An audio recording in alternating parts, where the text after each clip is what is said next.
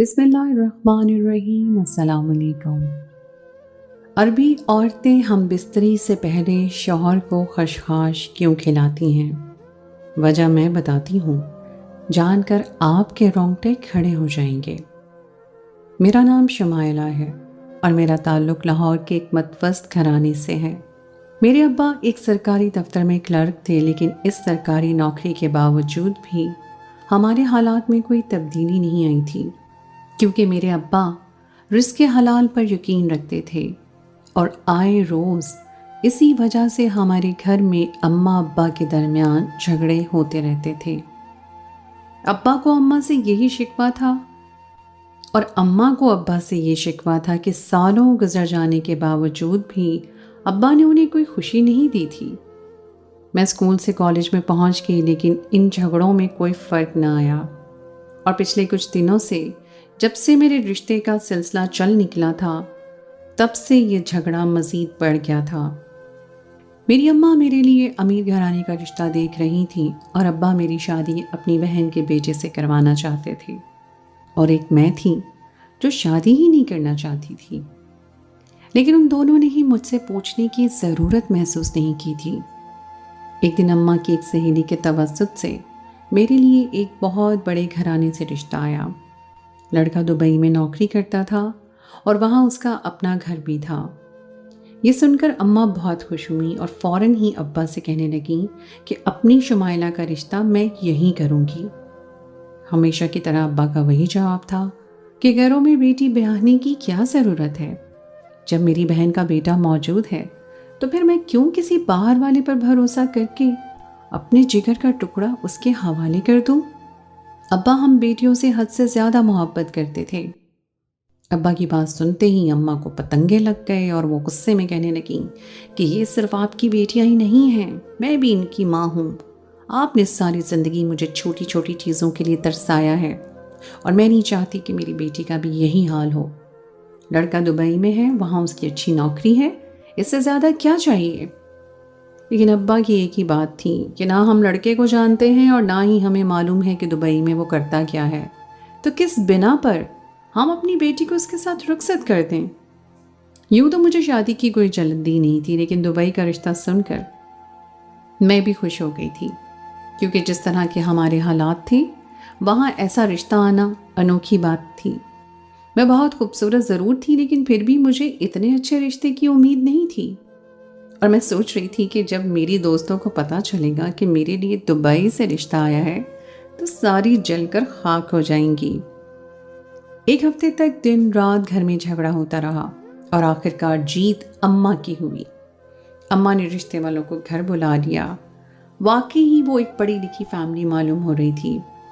لڑکے کے صرف ماں باپ تھے اور انہوں نے اپنے اکلوتے بیٹے کو مستقبل بنانے کے لیے دبئی بھیج دیا، اور ان کا کہنا تھا کہ وہ مجھے بھی زیادہ دن یہاں نہیں رکھیں گے۔ یہ سن کر تو اماں اور بھی خوش ہو گئیں کہ میں بھی اپنے شوہر کے ساتھ دبئی چلی جاؤں گی۔ ان لوگوں کا کہنا تھا کہ انہیں شادی کی جلدی ہے، کیونکہ دبئی میں ان کے بیٹے کے لیے اکیلے رہنا بہت مشکل ہو گیا ہے، اور ان کا بیٹا 10 دن بعد ایک ہفتے کے لیے واپس آ رہا ہے اور وہ انہی دنوں میں شادی کرنا چاہتے ہیں۔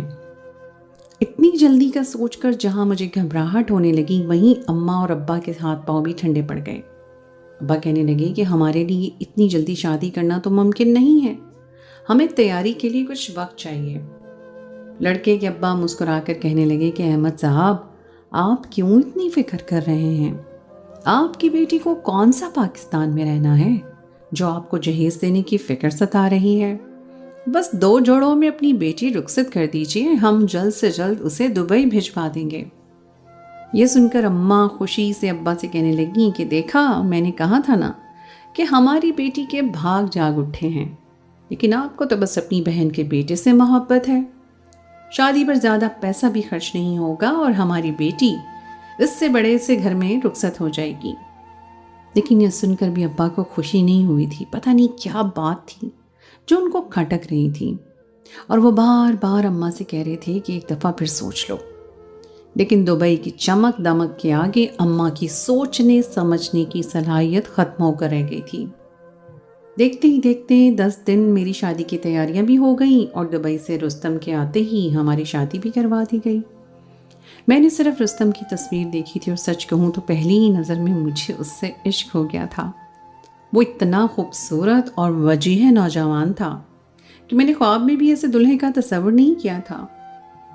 शादी की रात पहली दफ़ा जब मैं और रुस्तम रूबरू हुए तो मुझे देखकर वो बेसाख्ता कह उठे कि मेरे माँ बाप ने तो मेरे लिए हूर ढूंढ ली है।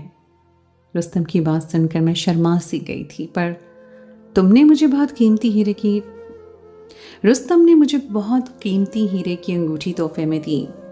मेरे लिए तो यह सब कुछ एक खूबसूरत ख्वाब की तरह था। रुस्तम कह रहा था कि शुमाइला, मैं अज़दवाजी ज़िंदगी कायम करने से पहले दोस्ती का ताल्लुक़ बनाना चाहता हूँ ताकि हम दोनों एक दूसरे को अच्छी तरह जान लें। अगर मियाँ बीवी अच्छे दोस्त बन जाएं तो उससे ज़्यादा बेहतरीन कोई और बात हो ही नहीं सकती। रुस्तम की बात पर मैं भी कायल हो गई थी। वो मेरे नज़दीक वाकई काबिले इज्जत और पढ़े लिखे शख्स थे, वरना मशरकी मर्द तो पहली ही रात औरत को तस्खीर करने की ख्वाहिश रखते हैं।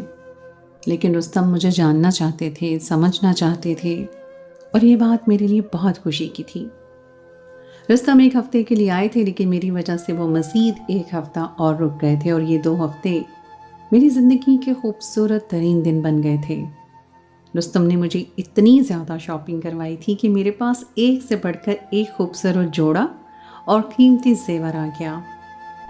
अम्मा मुझे रुस्तम के साथ ऐसी ऐशी करते देखकर अपने फैसले पर निहाल थीं, लेकिन अब्बा मुझे बार बार समझाते कि बेटा, ससुराल और शौहर के साथ अपनी ज़िंदगी का हर कदम सोच समझ कर उठाना। रुस्तम के जाने का वक्त आ गया तो वो बहुत ही ज़्यादा अफसरदा हो गए और मेरा हाथ थाम कर कहने लगे, शुमाइला, तुम फिक्र ना करना, तुम्हारे कागजात की तैयारी में ज़्यादा वक्त नहीं लगेगा, लेकिन मेरे लिए तुम्हारे इंतज़ार में एक एक दिन काटना मुश्किल हो जाएगा। रुस्तम की बेपनाह मोहब्बत उसकी आंखों में दिखाई दे रही थी। रुस्तम मुझे छोड़कर जा चुके थे और मेरे ससुर ने मुझे सर आंखों पर बिठा लिया। मेरे ससुर खुद जल्दी जल्दी सारी कार्रवाई कर रहे थे और 1 महीने बाद ही पाकिस्तान की सरजमीन को छोड़कर दुबई के लिए रवाना हो गई। मेरे दिल में रुस्तम के साथ अज़दवाजी ज़िंदगी को शुरू करने की ख्वाहिश पनप रही थी, क्योंकि अब हम दोनों एक दूसरे को अच्छी तरह जान गए थे। एयरपोर्ट पर रुस्तम मुझे लेने के लिए आए तो वो बहुत ज़्यादा खुश थे। वो मुझे अपने लग्जरी अपार्टमेंट में ले गए और मैं ये देखकर हैरान रह गई कि वो वाकई दुबई में एक शानदार ज़िंदगी गुजार रहे थे। रुस्तम कहने लगे, तुम बहुत थक गई हो, थोड़ा आराम कर लो। मैं एकदम ही रुस्तम के गले लग गई और उनसे अपनी बेपनाह मोहब्बत और जज्बात का इजहार करने लगी। लेकिन अचानक ही रुस्तम का रवैया तब्दील हो गया और वो झटके से पीछे हट गए और कहने लगे कि ये तुम क्या कर रही हो, मैं तुमसे कह रहा हूँ कि तुम आराम करो। रुस्तम के अंदाज ने मुझे चौंकने पर मजबूर कर दिया था। हमारी शादी को 1.5 महीना होने वाला था और हम दोनों एक दूसरे को अच्छी तरह जान चुके थे, तो अब अज़दवाजी ताल्लुक़ कायम करने में उन्हें क्या परेशानी थी। वो मुझे छोड़कर कुछ ज़रूरी सामान लाने का कहकर अपार्टमेंट से बाहर निकल गए और मैं हैरान परेशान सी बिस्तर पर लेट गई। रुस्तम का रवैया बहुत ही ज़्यादा अजीब सा हो गया था। ऐसा लगता था जैसे उन्हें मेरी कुर्बत पसंद नहीं आई। जिस तरह उन्होंने मुझे झटका देकर खुद से दूर किया था, इस बात ने मेरा दिल तोड़ कर रख दिया था। मैंने ये 1 महीना उनकी जुदाई में बहुत ही मुश्किल से काटा था और मुझे लगा था कि मेरे दुबई पहुंचते ही वो मुझे अपने सीने से लगा लेंगे, लेकिन ऐसा तो कुछ भी नहीं हुआ था। रुस्तम के आने से पहले ही मुझे नींद लग गई थी और फिर जब मेरी आंख खुली तो सुबह हो रही थी। मैंने रुस्तम को देखा तो वो हमेशा की तरह मुझसे 1 हाथ के फासले पर बिस्तर के दूसरे किनारे पर करवट बदलकर ऐसे सो रहे थे जैसे मेरे शौहर नहीं कोई गैर हों। मैं अपने जज्बात पर इख्तियार न रख सकी और मैंने जानते बूझते अपना सर रुस्तम के सीने पर रख दिया। वो नींद में से हड़बड़ा कर उठे और उससे मैं कहने लगी कि तुम्हें तमीज़ नहीं है क्या, किसी को नींद में इस तरह परेशान करते हैं। रुस्तम की बात पर मेरी आंखें नम हो गई। मैंने ऐसा कुछ नहीं किया था कि जिस पर वो इस कदर खफा हो जाते। मैं उनकी बीवी थी और ये मेरा हक था कि मैं उनके साथ की ख्वाहिश करती, लेकिन रुस्तम को पता नहीं क्या हो गया था। वो तो मुझे वो इंसान लग ही नहीं रहे थे जो पाकिस्तान में मेरे साथ थे।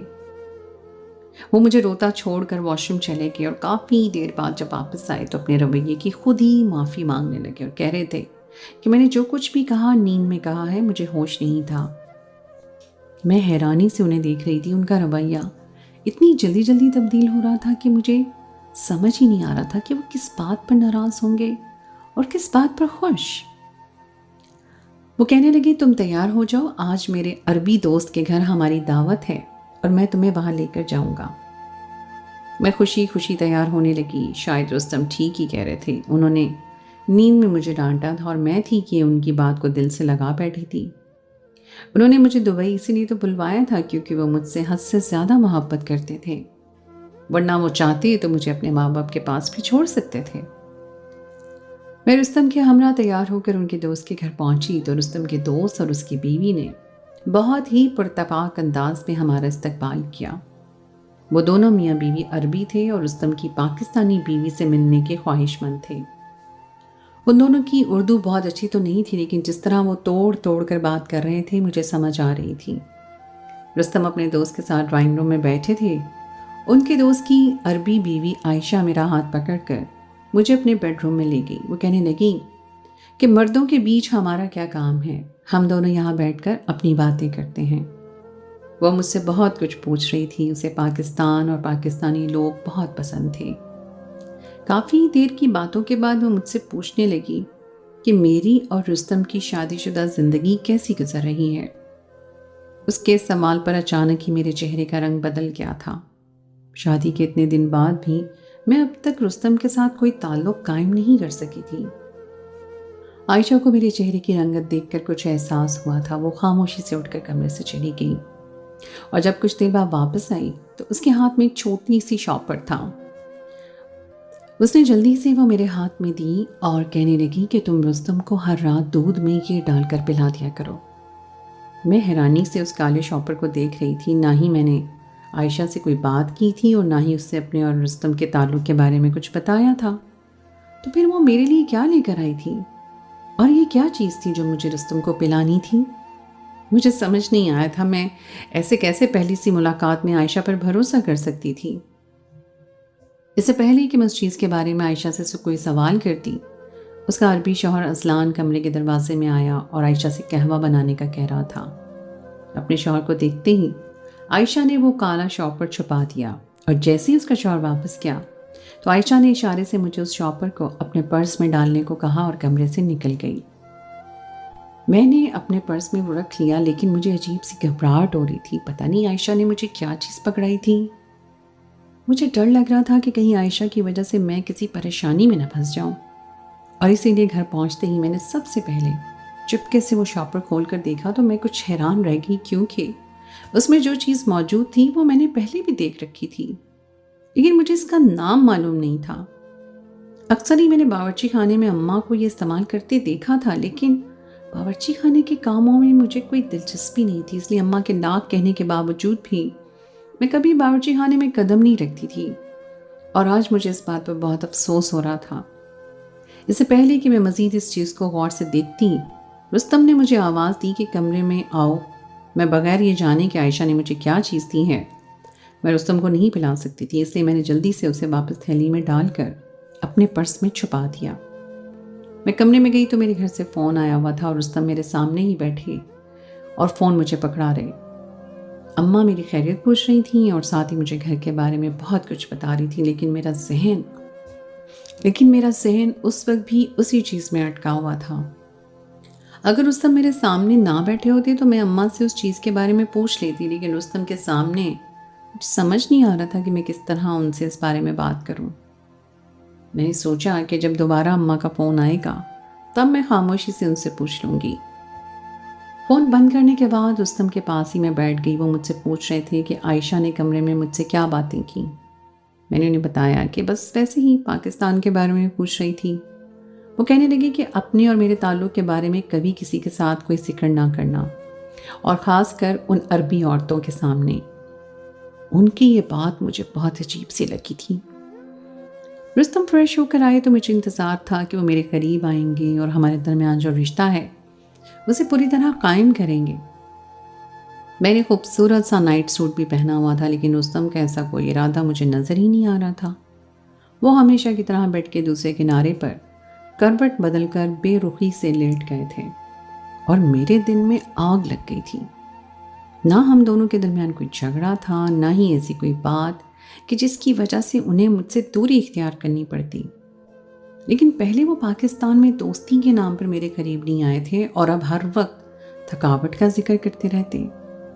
مجھے خود سے بار بار ان سے حق مانگنا اچھا نہیں لگ رہا تھا۔ پتہ نہیں وہ کیا سوچتے کہ میں کس طرح کی لڑکی ہوں جو خود ہی اپنے منہ سے اپنے بے قابو ہوتے جذبات کا اظہار کر رہی ہوں۔ یہی سوچ کر میں خاموش ہو گئی۔ 3-4 دن ایسے ہی گزر گئے تھے، نہ ہی میں رستم سے کہہ پائی تھی کہ مجھے ان کی محبت چاہیے اور نہ ہی انہوں نے اس بات کو محسوس کیا تھا۔ ان کا رویہ میرے ساتھ ہر طرح سے اچھا تھا، لیکن جیسے ہی میں ان کے قریب ہوتی وہ ایک دم مجھے جھٹک دیتے اور گھر سے باہر چلے جاتے۔ ہم ایک ہی چھت کے نیچے 2 اجنبیوں کی طرح رہ رہے تھے۔ میں اتنی زیادہ دکھی ہو گئی تھی کہ عائشہ کی دی ہوئی چیز کو بھی فراموش کر بیٹھی تھی۔ ویسے بھی جب بھی میرے گھر سے فون آتا تو رستم میرے ساتھ لگ کر بیٹھ جاتے اور بات ختم کرنے تک میرے ساتھ ہی بیٹھے رہتے۔ مجھے اپنے گھر والوں سے تنہائی میں بات کرنے کا موقع ہی نہیں ملتا تھا، اسی لیے میں اپنی اماں سے اس چیز کے بارے میں پوچھ نہیں پائی تھی۔ ایسے ہی کئی دن اور گزر گئے اور پھر ایک دن عائشہ اور اس کا شوہر ہمارے گھر ملنے کے لیے آئے تو میں بھی تنہائی سے تنگ آ گئی تھی، اس لیے عائشہ کو دیکھ کر میں خوش ہو گئی۔ جیسے ہی عائشہ میرے پاس کمرے میں آئی تو خود ہی پوچھنے لگی کہ کیا تم نے بھائی کو وہ چیز پلا دی ہے جو میں نے تمہیں دی تھی؟ میں نے انکار میں سر ہلایا تو وہ دھیرے سے مسکرائی اور کہنے لگی پریشان نہ ہو، یہ بہت ہی خاص چیز ہے اور ہم عربی عورتیں اسے ہر رات اپنے شوہروں کو پلاتی ہیں۔ تم مجھ پر یقین کرو کہ جب تم اسے اپنے شوہر کو پلاؤ گی تو حیران رہ جاؤ گی۔ پتہ نہیں کیوں مجھے اس خوش اخلاق اور محبت کرنے والی عربی عورت کی بات پر یقین آ گیا اور میں نے اسے وعدہ کر لیا تھا کہ میں آج رات ہی اپنے شوہر کو پلانا شروع کر دوں گی۔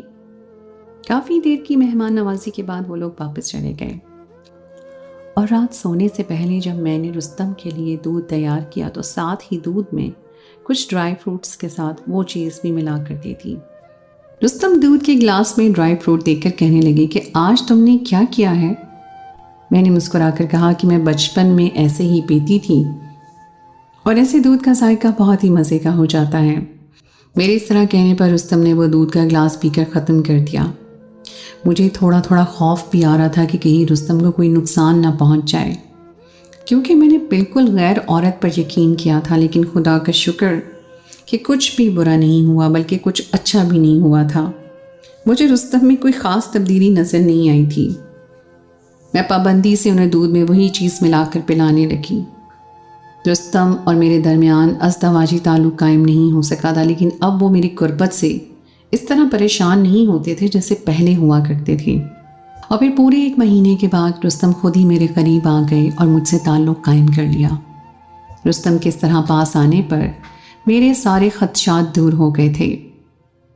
2 دن بعد عائشہ دوبارہ ہمارے گھر آئی تو میں نے اس کا شکریہ ادا کیا اور کہا کہ واقعی ہی جو چیز اس نے مجھے دی تھی اس کی وجہ سے رستم میں کافی تبدیلی آئی ہے۔ وہ میری بات سن کر خوش ہو کر کہنے لگی کہ ہم عربی عورتیں اس چیز کو پابندی سے استعمال کرتی ہیں۔ عائشہ کو بھی اس چیز کا نام معلوم نہیں تھا، وہ اسے اپنی ملازمہ سے منگوایا کرتی تھی۔ میں خوش تھی کہ میرا مسئلہ ختم ہو گیا تھا، لیکن ایک دن میں جب وہ چیز دودھ میں ملا رہی تھی تو اچانک ہی رستم پیچھے سے آ گئے اور انہوں نے مجھے رنگے ہاتھوں پکڑ لیا۔ وہ سختی سے پوچھ رہے تھے کہ تم مجھے دودھ میں کیا ملا کر پلا رہی ہو؟ میں اپنے شوہر سے جھوٹ نہیں کہہ سکتی تھی، میری آنکھیں آنسوں سے بھر گئیں اور نہ چاہتے ہوئے بھی مجھے انہیں بتانا پڑا کہ میں ان کے ساتھ کی خواہش مند تھی، اور جب وہ مجھے وقت نہیں دے رہے تھے تو عائشہ نے مجھے ایک چیز دودھ میں ملا کر پلانے کو بولا اور میں انہیں باقاعدگی سے پلا رہی ہوں۔ میری بات سن کر رستم خاموش ہو گئے۔ مجھے ان کی خاموشی سے خوف آنے لگا۔ میں نے ان کا ہاتھ پکڑا، انہیں بتایا کہ میں کچھ بھی غلط نہیں کرنا چاہتی تھی۔ میں نہیں جانتی کہ وہ مجھ سے کیوں دور تھے اور کیوں ہمارے درمیان ازدواجی تعلق نہیں بنا تھا، لیکن میں اس چیز کی خواہش رکھتی تھی اور بس اسی لیے میں نے عائشہ کی دی ہوئی چیز انہیں پلا دی۔ انہوں نے ایک نظر مجھ پر ڈالی اور کہنے لگے کہ غلطی تمہاری نہیں ہے بلکہ میری ہے۔ میری اس سے پہلے بھی ایک شادی دبئی میں ہوئی تھی، لیکن شادی کے بعد مجھے احساس ہوا کہ میں دوسرے مردوں کی طرح طاقت نہیں رکھتا ہوں، اور اس بات کا احساس مجھے میری بیوی نے دلایا، اور وہ مجھے ہمیشہ کے لیے چھوڑ کر چلی گئی۔ مجھے اس بات کا خوف ہونے لگا کہ مجھے دنیا نامرد نہ سمجھے، اس لیے میں نے دوسری شادی پاکستان میں کی تاکہ میں پاکستان سے بیوی یہاں لے کر آ جاؤں اور پھر اسے اپنے ساتھ ایسے ہی رکھ لوں تاکہ دنیا مجھے نامرد نہ سمجھے اور وہ اپنے گھر والوں سے بھی میری شکایت نہ کر سکے۔ اور اسی وجہ سے میں تمہیں اکیلے میں کبھی اپنے ماں باپ سے فون پر بات نہیں کرنے دیتا تھا۔ لیکن پچھلے کچھ دنوں سے مجھے یہ احساس ہونے لگا کہ میرے اندر سے کمزوری ختم ہو گئی ہے، اور اسی لیے جب تم نے مجھ سے تعلق قائم کیا تو مجھے کوئی مشکل بھی پیش نہیں آئی، اور مجھے لگا کہ شاید میری پہلی بیوی نے مجھ سے غلط بیانی سے کام لیا تھا۔ لیکن میری اس کمزوری کے ختم ہونے کی وجہ یہ چیز ہے جو تم مجھے پلا رہی ہو، اس بات کا مجھے آج پتہ چلا ہے۔ رستم کے اس انکشاف نے میری جان نکال دی تھی۔ وہ پہلے سے ہی نہ صرف شادی شدہ تھے بلکہ ان میں مردانہ کمزوری بھی تھی۔ رستم کے اس انکشاف نے میری جان نکال دی تھی۔ وہ پہلے سے ہی نہ صرف یہ کہ شادی شدہ تھے بلکہ ان میں مردانہ کمزوری بھی تھی، اور یہ بات انہوں نے ہم سے چھپائی تھی۔ اسی لیے تو شادی کر کے مجھے دبئی لایا گیا تھا تاکہ میرے گھر والے اس حقیقت کو نہ جان سکیں اور میں انہیں کبھی اکیلی چھوڑ کر نہ جاؤں۔ اگر عائشہ مجھے وہ خاص چیز نہ دیتی تو شاید میں کبھی رستم کا وہ سچ نہ جان پاتی اور ساری زندگی ان کے ساتھ اسی طرح سے گزارنے پر مجبور ہو جاتی۔ رستم کہنے لگے، دکھاؤ تو صحیح آخر عائشہ تم نے مجھے ایسا کیا کیا ہے، اور یہ عربی عورتیں اپنے شوہر کو کیا پلا رہی ہیں۔ اور جیسے ہی میں نے رستم کے ہاتھ میں وہ شاپر دیا تو رستم چونک اٹھے اور کہنے لگے، شمائلہ یہ تو خشخاش ہے جو پاکستان میں بہت عام استعمال ہوتی ہے، اس میں ایسا کیا ہے کہ جس کی وجہ سے میری کمزوری ختم ہو گئی ہے؟ رستم نے اپنے ایک پاکستانی دوست کو فون کیا جو دبئی کے ہی ایک ہاسپٹل میں ڈاکٹر تھا، اور اس سے خشخاش کے بارے میں دریافت کیا تو اس نے اس عام سی چیز کی ایسی حیرت انگیز فائدے بتائے کہ ہم دونوں ہی حیران رہ گئے۔ دل کی بیماریوں سے لے کر آنکھوں کی بینائی تک کے لیے خشخاش بہت ہی مفید تھی۔ عربی عورتیں اسے اپنے شوہروں کو بہتر نیند اور مردانہ طاقت کے استعمال کے لیے دیتی تھیں۔ میں دل میں عائشہ کی شکر گزار تھی جس نے ہماری زندگی کا ایک بہت بڑا مسئلہ انجانے میں ہی صحیح لیکن حل کر دیا تھا۔ مجھے رستم سے وہ بہت گلا تھا، لیکن ان کی محبت نے سارے گلے بھولنے پر مجبور کر دیا تھا۔ اب جب بھی میری ماں کا فون آتا تو رستم میرے ساتھ موجود نہیں ہوتے تھے۔ ان کے دل کا خوف ختم ہو چکا تھا کہ اب وہ کبھی کسی بیٹی کی شادی آنکھ بند کر کے نہ کریں، کیونکہ اس طرح سے کوئی بہت بڑا دھوکہ بھی ہو سکتا ہے۔ میری بات سن کر پہلے تو اماں چونک گئیں، لیکن پھر میں نے انہیں مطمئن کر دیا کہ میں نہیں چاہتی کہ میری کسی بھی بہن کو کوئی نقصان اٹھانا پڑے۔ رستم تو بہت اچھے ہیں، لیکن ہر مرد اچھا ہو یہ ضروری نہیں۔ ابا جیسے حلال کمانے والے مرد بھی اگر محبت کرنے والے ہوں تو زندگی بغیر آسائشوں اور دولت کے بھی خوبصورت ہو سکتی ہے۔ تو دوستو، یہ تھی میری آج کی کہانی۔ امید ہے آپ کو آج کی کہانی پسند آئی ہوگی۔ کہانی اچھی لگے تو اس کو لائک ضرور کیجیے، اپنے دوستوں کے ساتھ شیئر کیجیے، اور اگر آپ نے ابھی تک میرے چینل کو سبسکرائب نہیں کیا تو اس کو فوراً سبسکرائب کر لیجیے، ساتھ ہی لگے بیل کے بٹن کو بھی پریس کر دیں تاکہ آپ کو میری آئندہ آنے والی کہانی کا نوٹیفیکیشن بر وقت مل سکے۔ اگلی کہانی تک کے لیے مجھے دیجیے اجازت۔ خدائے پیمان۔